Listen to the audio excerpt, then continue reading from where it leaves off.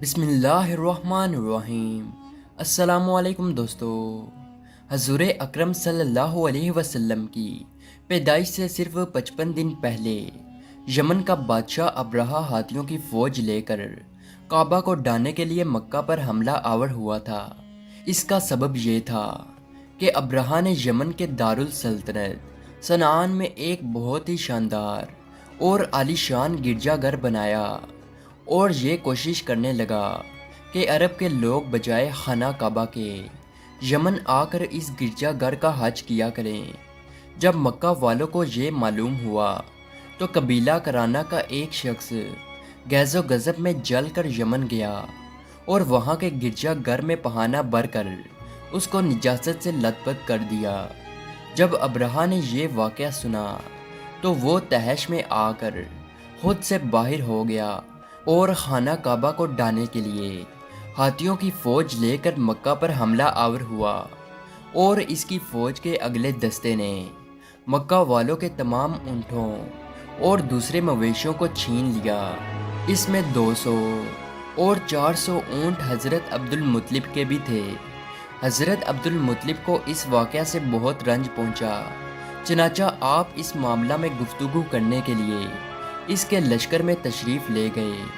جب ابرہہ کو یہ بات معلوم ہوئی کہ قریش کا سردار اس سے ملاقات کرنے کے لیے آیا ہے تو اس نے آپ کو اپنے خیمے میں بلا لیا، اور جب حضرت عبد المطلب کو دیکھا کہ ایک بلند قامت، روبدار اور نہایت ہی حسین و جمیل آدمی ہے جن کی پیشانی پر نور نبوت کا جاہ و جلال چمک رہا ہے، تو صورت دیکھتے ہی ابرہہ مرعوب ہو گیا اور بے اختیار تخت شاہی سے اتر کر آپ کی تعظیم و تکریم کے لیے کھڑا ہو گیا اور آپ کے برابر بیٹھ کر دریافت کیا کہ کہیے سردار قریش، یہاں آپ کی تشریف آوری کا کیا مقصد ہے؟ حضرت عبد المطلب نے جواب دیا کہ ہمارے اونٹ اور بکریاں وغیرہ جو آپ کے لشکر کے سپاہی ہانک لائے ہیں، آپ ان سب مویشیوں کو ہمارے سپرد کر دیجئے۔ یہ سن کر ابرہہ نے کہا، اے سردار قریش، میں نے تو سمجھا تھا کہ آپ بہت ہی حوصلہ مند اور شاندار آدمی ہیں، مگر آپ نے مجھ سے اپنے اونٹوں کا سوال کر کے میری نظروں میں اپنا وقار کم کر دیا۔ اونٹ اور بکریوں کی حقیقت ہی کیا ہے؟ میں تو آپ کے کعبہ کو توڑ پھوڑ کر برباد کرنے کے لیے آیا ہوں، آپ نے اس کے بارے میں کوئی گفتگو نہیں کی۔ حضرت عبد المطلب نے کہا کہ مجھے اپنے اونٹوں سے مطلب ہے، کعبہ میرا گھر نہیں ہے بلکہ وہ خدا کا گھر ہے، اور وہ خود اپنے گھر کو بچا لے گا، مجھے کعبہ کی ذرا بھی فکر نہیں ہے۔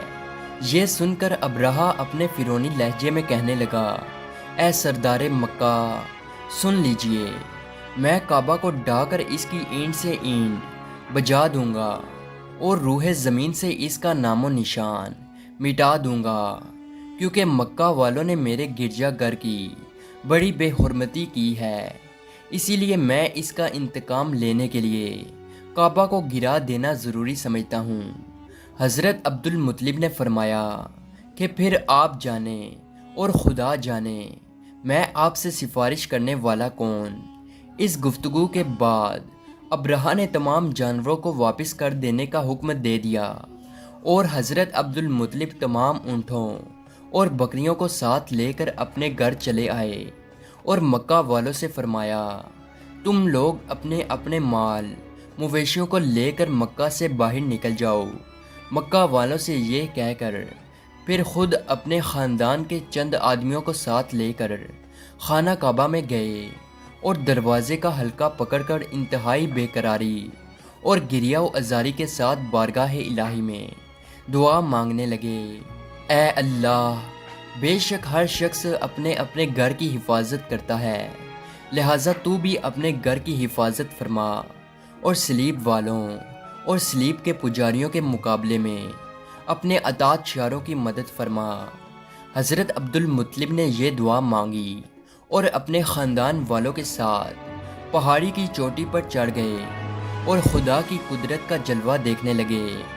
ابرہہ جب صبح کو کعبہ ڈھانے کے لیے اپنے لشکر جرار اور ہاتھیوں کے لشکر کے ساتھ آگے بڑھا اور ایک بڑے ہاتھی کے اوپر بیٹھ کر بہت ہی غرور و تکبر سے کعبہ شریف کی طرف آ رہا تھا۔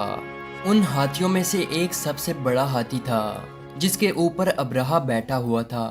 جب وہ ہاتھی کو کعبہ کی طرف کرتا تو ہاتھی رک جاتا، اور جب پیچھے کی طرف کرتا تو ہاتھی پیچھے دوڑتا ہوا جاتا۔ کوئی تو ایسی طاقت تھی جو اسے ایسا کرنے سے روک رہی تھی۔ یقیناً وہ اللہ تبارک و تعالیٰ کی ذات تھی۔ اسی دوران حضرت عبد المطلب دیکھتے ہیں کہ ایک پرندوں کا لشکر بیت اللہ کی طرف آیا اور بیت اللہ کے اوپر گھومنے لگا۔ وہ ابابیل کا لشکر تھا۔ ہر پرندے کی چونچ اور پیر میں ایک ایک پتھر تھا۔ اب وہ پتھر کون سے تھے اور کہاں سے لائے گئے تھے یہ تو اللہ پاک کی ذات ہی جانتی ہے، لیکن تاریخی باتوں سے یہ بات ظاہر ہوتی ہے کہ یہ لشکر سمندر کی طرف سے نمودار ہوا تھا، یعنی یہ لشکر کسی سمندری جزیرے سے بھیجا گیا تھا۔ ان پرندوں نے ابرہہ کے لشکر پر وہ پتھر چھوڑ دیے، اور کہا جاتا ہے کہ وہ ایک پتھر کسی ہاتھی یا کسی انسان کے سر پر لگتا تو اس کے سر کو چیرتا ہوا زمین میں چلا جاتا۔ اس واقعہ کا ذکر قرآن مجید کی سورہ فیل میں بھی آیا ہے۔ دیکھتے دیکھتے وہ لوگ کچھ ہی دیر میں ہلاک ہو گئے، اور ان میں سے کچھ لوگ بچ گئے جن میں ابرہہ بھی شامل تھا۔ ابرہہ اور اس کے ساتھیوں کو ایک ایسی بیماری لگ گئی جو بہت ہی خطرناک تھی، اور وہ ایسی بیماری تھی کہ ان کے جسم کا گوشت گل جل کے سڑنے لگا۔ جہاں جہاں سے بھی ابرہہ گزرتا تو پیچھے اس کا گوشت گرتا جاتا۔ جب ابرہہ ایک علاقے میں پہنچا تو اس کا سینہ پھٹ گیا اور اس کی موت واقع ہو گئی۔ جب پورا لشکر مر گیا تو حضرت عبد المطلب باقی لوگوں کو ساتھ لے کر پہاڑ سے وہاں واپس اترے، اور مرنے والوں کے پاس جتنا بھی خزانہ تھا وہ حضرت عبد المطلب نے مکہ کے لوگوں میں تقسیم کر دیا۔ بے شک اللہ تبارک و تعالیٰ کے مقابلے میں کھڑے ہونے والوں کا ایسا ہی انجام ہوتا ہے، اور جو اللہ کا نافرمان ہوتا ہے اس کا ایسا ہی حشر ہوتا ہے، اور ان پر اللہ کا عذاب نازل ہوتا ہے۔